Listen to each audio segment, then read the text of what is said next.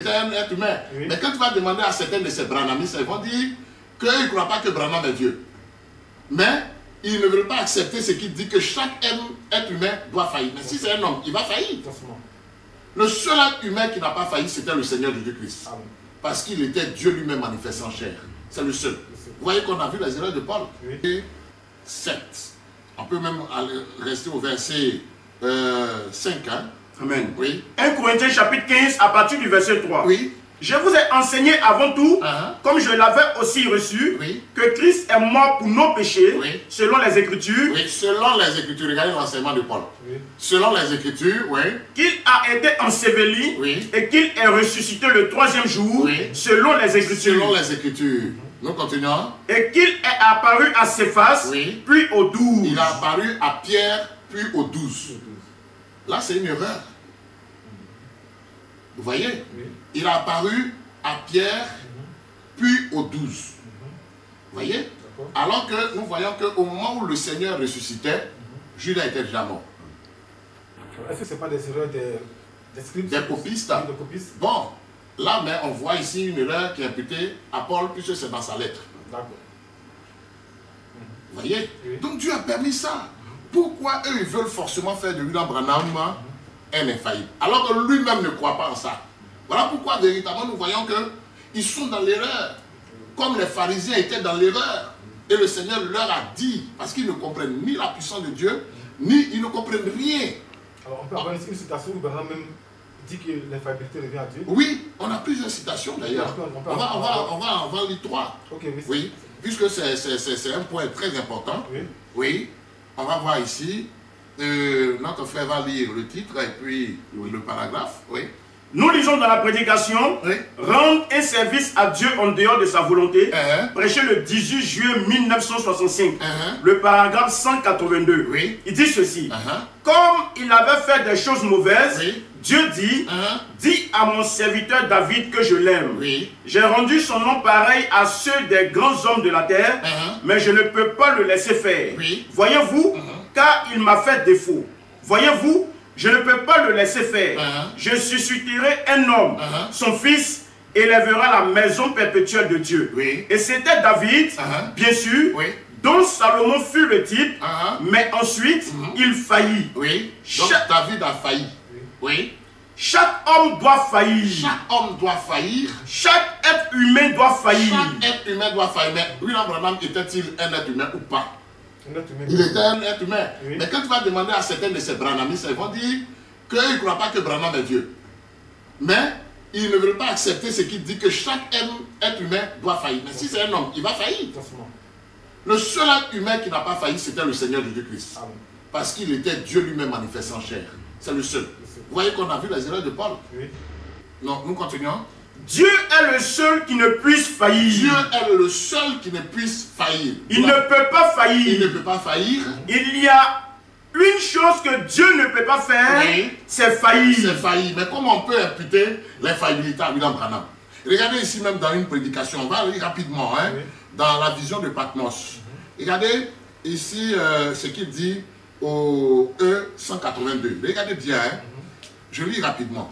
Les juges s'assirent et les livres furent ouverts. Je regardais alors à cause des paroles arrogantes que la corne. Non, je me suis trompé de passage, n'est-ce pas? Daniel 7, verset 9. Vous voyez? Donc déjà là même il reconnaît qu'il s'est trompé. Mais ça là c'est des erreurs de forme.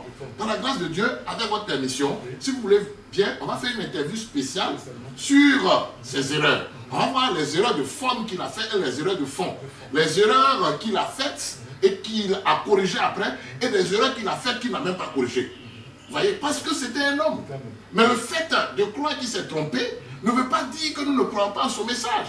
Le fait que nous ayons relevé les erreurs de l'apôtre Paul ne veut pas dire que c'est un faux prophète. Mais toutes ces erreurs-là ont été faites, Dieu les a permises pour marquer la différence entre lui et ses serviteurs. Parce que tout homme doit faillir, comme il le dit ici. Nous continuons avec la deuxième citation. Oui. Nous lisons dans la prédication, c'est le lever du soleil. Prêché le 18 avril 1965.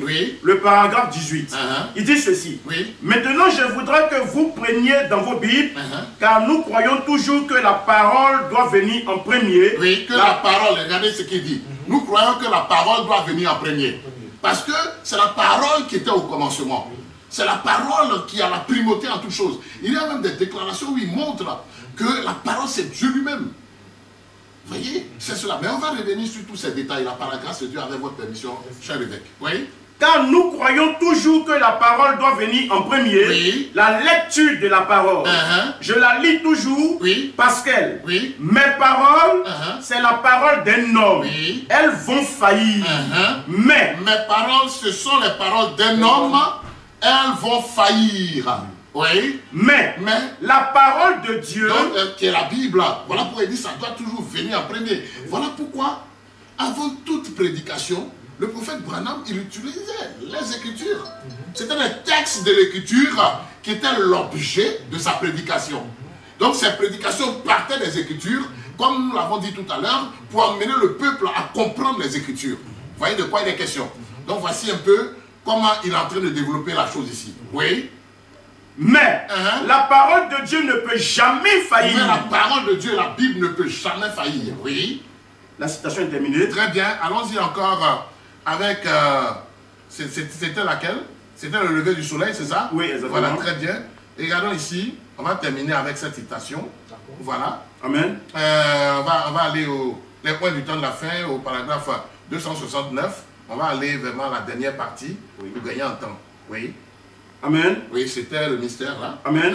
C'était le mystère que Dieu a dévoilé. Oui. Ce n'est pas un homme, c'est Dieu. C'est Dieu. Oui. L'ange n'était pas le fils de l'homme, il était le messager de la part du fils de l'homme. Oui. Le fils de l'homme est Christ. Amen. Le fils de l'homme, c'est Jésus-Christ. Oui. C'est de lui que vous vous nourrissez. C'est de Christ que vous vous nourrissez. Vous ne vous nourrissez pas d'un homme. Oui. Un homme, ses paroles vont faillir. Un homme, ses paroles vont faillir. Mais vous vous nourrissez du corps-parole infaillible du Fils de l'homme. Le corps-parole infaillible du Fils de l'homme. Le corps-parole infaillible du Fils de l'homme, c'est la Bible. C'est la parole de Dieu. Il y a aussi véritablement des déclarations qu'il a faites pour montrer de nombreuses déclarations que c'est la Bible qui est la parole de Dieu. Vous voyez, c'est cela. Alors, la Bible est la parole de Dieu et votre absolu, c'est la Bible. Oui, cher évêque. Alors, mais ces personnes, notamment, véritablement, disent, à force de citer la Bible à tout moment, arrêtez, vous n'êtes pas un croyant de Branham, vous croyez Paul. Selon eux. Voilà. Selon eux, vous croyez Paul, vous ne croyez pas Branham. Parce qu'un prédicateur, selon eux, ne doit pas passer au temps à citer la Bible dit, la Bible dit, la Bible dit. Alors que le message de la fin, c'est à lui que Dieu a révélé tous les mystères de la fin. Oh là là, ça confirme la qualité de Branhamiste, de personnes égarées, d'idolâtres de Branham. Mais Branham lui-même, son ministère était de quoi? De nous ramener à la Bible, tel qu'on l'a considéré tout à l'heure dans Malachie chapitre 4. De nous ramener à la foi des pères apostoliques. Paul faisait partie de ces pères apostoliques. Et le prophète Branham lui-même, au-delà du rideau du temps, a dit, j'ai prêché comme Paul. Il dit, j'ai prêché comme Paul et les autres. Vous voyez un peu? Donc quand il dit ça, mais vraiment, ça confirme que ce sont des idolâtres, ils ne sont pas des chrétiens. Alors, parce que vous êtes de l'âge de Paul ou de l'âge de Branham? Je suis de l'âge de Branham. Mais le message que Dieu a donné en ce temps d'affaires au messager Branham est de nous ramener à l'âge de Paul. Alors, il y a des citations qui parlent de ça. Lors parce que lors de l'enlèvement, chaque messager va rendre compte pour les âmes. Ceux qui ont cru en son message. En ce moment de la fin, et vous avez cru le message de William Branham. C'est Branham. Ce ne sera pas Paul qui va vous dire, je reconnais le pasteur de l'autre céleste. Donc c'est Branham qui va me présenter au Seigneur. Mais quel est le lien entre moi et Branham? C'est le message que Dieu lui a donné, ramenant à la doctrine de Christ prêchée par les apôtres. Et Paul était véritablement l'apôtre dépositaire, tout comme aussi les pierres et tout ça. Et le message de Branham nous ramène au fondement originel. Et lui-même le dit à plusieurs citations, il montre clairement que nous sommes ramenés au fondement originel. Nous sommes ramenés au fondement des pères apostoliques.